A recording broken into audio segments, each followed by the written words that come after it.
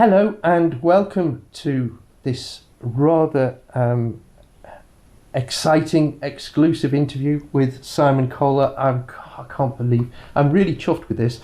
So without further ado, let me introduce Mr. Hornby himself, Simon Kohler. I think affectionately you will always be Mr. Hornby because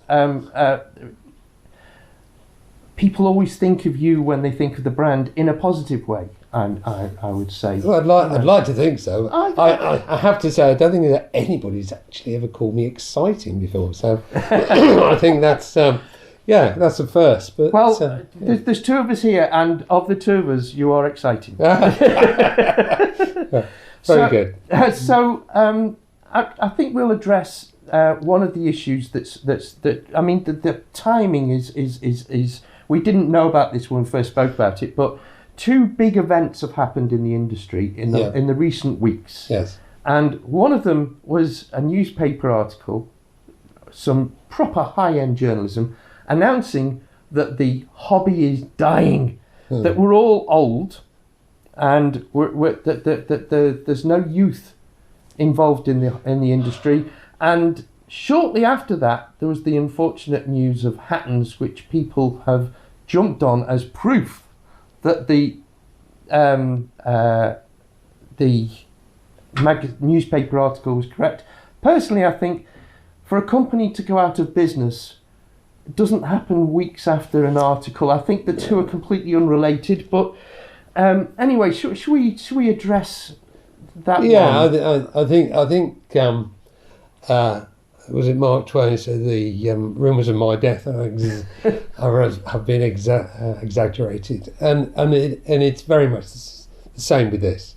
What sells newspapers is doom gloom, and it's the end of the world as we know it. Yeah. What has happened? You've had two instances which, to be honest, are unrelated because they're different circumstances. Absolutely. In both. And I think you have to look at them in isolation. Agreed. I think this business where we're all getting old. Yeah, of course we're all getting old, but the hobby, the pastime, whatever you want to call it, it has always been something that you have a train set when you're a youngster and all the rest of it, and you have a huge amount of fun. And in many respects, and I'll probably get shot for this, but in many respects, it's classed as a bit of a toy. It's a bit of fun, something you can do with your mum, your dad, your grandparents, or whatever. But it's a really good way of solving Christmas present problems. Yes, because they'll always buy something for your set, and that's great. Now there comes a time, and it's been like this forever, I am sure. And it's not just our hobby; it's everything is affected by this. When you get to a certain age, it's what we used to call in the trade motorbikes and girlfriends. But in this day and age, it's probably sex, drugs, rock and roll, where you have that part of your life where you put away childish things and you look at other things that and the same appeal. goes with athletes and football and tennis and anything at all. No, you're dead right. Anything that you do, you get to that stage, and let's face it, I did it. I got out of what with me. I was. My father's a railway modeller. He bought me. He built a layout for my brother and myself, and we enjoyed collecting our models, and then I joined the Talyllyn Railway as a volunteer, and all of a sudden the toys looked like toys, and I was playing with the real thing, and that was when I left the models.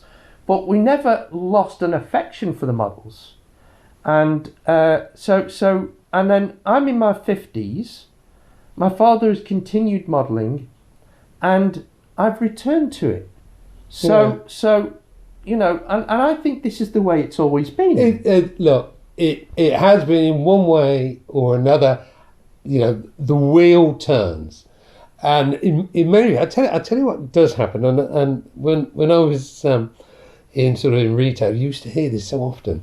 The mum would ring up the son who's left home, might be married or not, but may have a couple of kids, but his interests I've had to focus on either paying a mortgage, furthering his career, etc. And his mum rings up and said, we're downsizing. Your dad's been in the loft. He's found your old railway stuff. Do you want to take to the booth fair? No. I want it. No, I'll pick it up next time and see you. So gets picked up, puts it all together, plugs it in. Normally, probably when everybody's gone to bed, but put it all together, switches it up, and he's amazed that it still works. Yeah. And it's that warm, fuzzy feeling he had when life was so much simpler. Yes. Didn't have to worry about university exams, mortgages, or anything. It was great. And it just brings back those lovely moments. But he thinks about it, or she thinks about it quite often now, because he would have this simple oval, but it would be, the express service that was going from London to Edinburgh, whatever. So he had that great feeling, or she had that great feeling.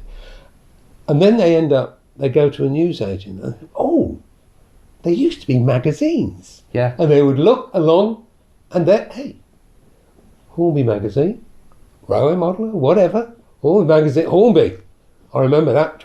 Gets it down, flicks through it, takes it home, and that's when that germ of a seed that's been sort of dormant starts to begin to grow again and flourish. And they tend possibly not to look at it so much as a toy, but more of a pastime, looking at it more of a hobby, etc.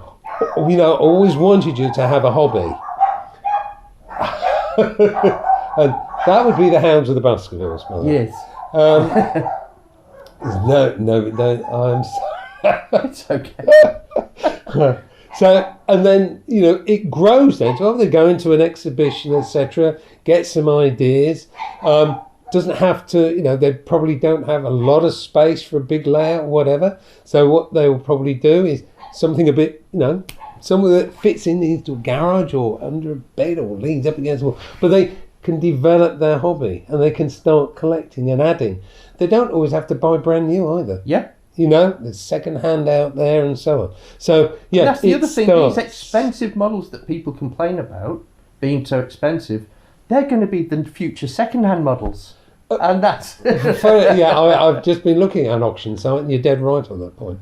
But, yeah, and, they can put as much into the hobby, as they either time can afford or money, or got the rest of the family got other commitments, and that's the thing. That's the beauty with this hobby. You can pick it up, put it down, do a bit here, do a bit there, and that's really what it's all about. And it covers so many different aspects and facets. It's an amazing hobby. And I've had time really to step back these days and study it, and you think, why isn't this part of the national curriculum? Well, the other thing is, we had COVID when more people came back to the hobby then, which was and they discovered also it's very good for mental health. And Grandad set up a little layout, because he was isolated in his house. And now Grandad is babysitting.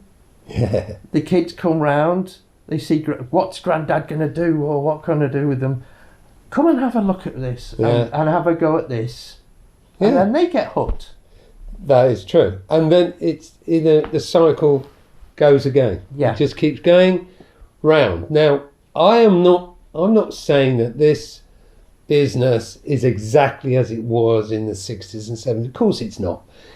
Because in those days there was no such thing as mobile phones, 24-hour television, internet, and all these other, electronic games, etc., that, encroach on people's times. And all bright, shiny things do attract youngsters, etc. So it's not exactly the same. But life isn't. The world changes and it evolves. And that's really what's happening with this business, this industry. It is evolving and changing. Yeah. And if you look at going back to the original statement, if you look at what has happened with the Worley, they have a strong membership, but it's people's time. And I think those people who've been organising Whalley for a good number of years, they are getting old. Of course they're getting old. We're all getting old. And because people have such busy lives, some of the youngsters in the club possibly don't have time, because putting on an exhibition, and if you've never done it, huge venue like that as well. I mean, that is exhibition plus. Yes. Because it's huge. I got involved with putting an exhibition on at Hornby as an open event. It was involved. We had numerous people involved in at Hornby doing it that had to sort of move away from their day jobs. You got the fire, you got the organisation, you've got to organise the the layouts, you've got to organise all sorts of bits and pieces. They don't even think about it. It absorbs so much time, and people don't have that time. Yes, I'm afraid. Absolutely. And also, when times are hard, it might see a dip in the big ticket items such as the locos and the wagons and the coaches, but maybe people buy more scenery and smaller items for their layout, and until they've got the money for but that's the thing with model railways. There's always something to do. Yes. And you don't have to spend a fortune to do it. A little bit of scenery here. You could replace that bit of scenery that, that was the first bit I did. It looks a bit scrappy now. Yeah. But my skills have improved. I can tidy that bit up. Yeah. It's always a model. Actually, quite often with models, it's tidy it down so it looks a bit more. Well, the thing is, you see, you never finish building a model railway. No. I don't believe you do. There's always something you can do, you can add. I remember I visited a chap in Australia. He had a wonderful layout, and it was like the world evolving, or his world evolving, because what he had some houses, etc., which was what he'd put in at the very start. Now, this layout had been working on for 20, 30 years, and he was taking those buildings off and actually putting an industrial site on there.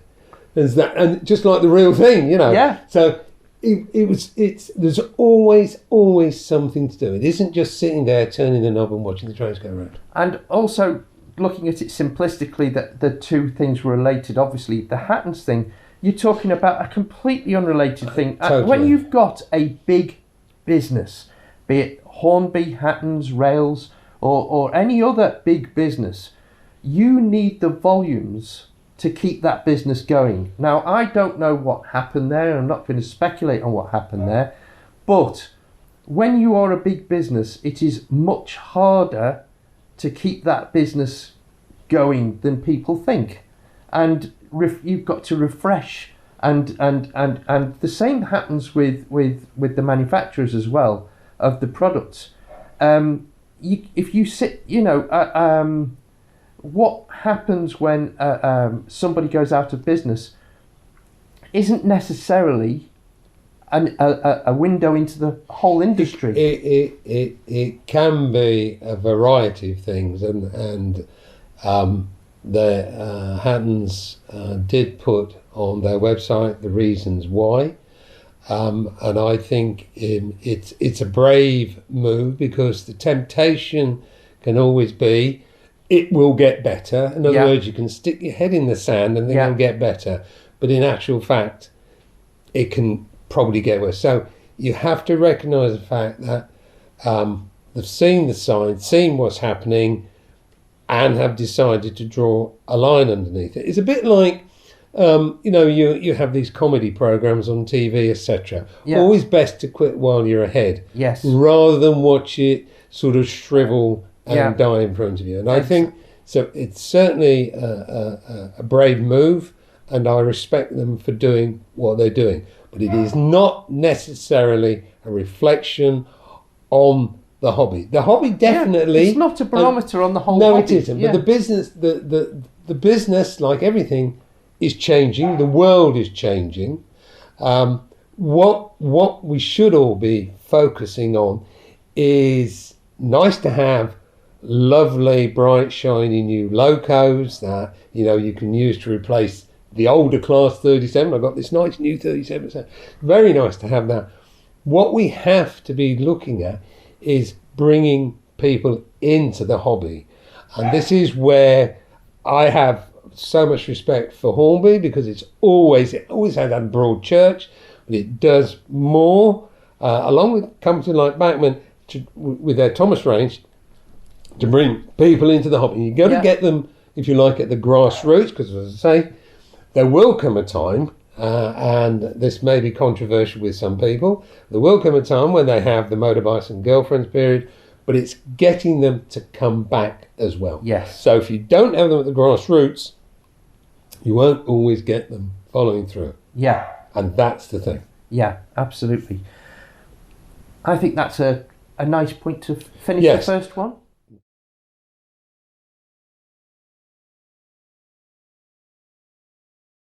And I tell you, I saw it today. Yeah. And that video, and I thought, you did it, boy. You know you're on a good thing when you can get your first running samples through. Yeah. And you put them on the track, and if they run like that, you think, yeah, it's a good one. You think you're clever, do it in TT.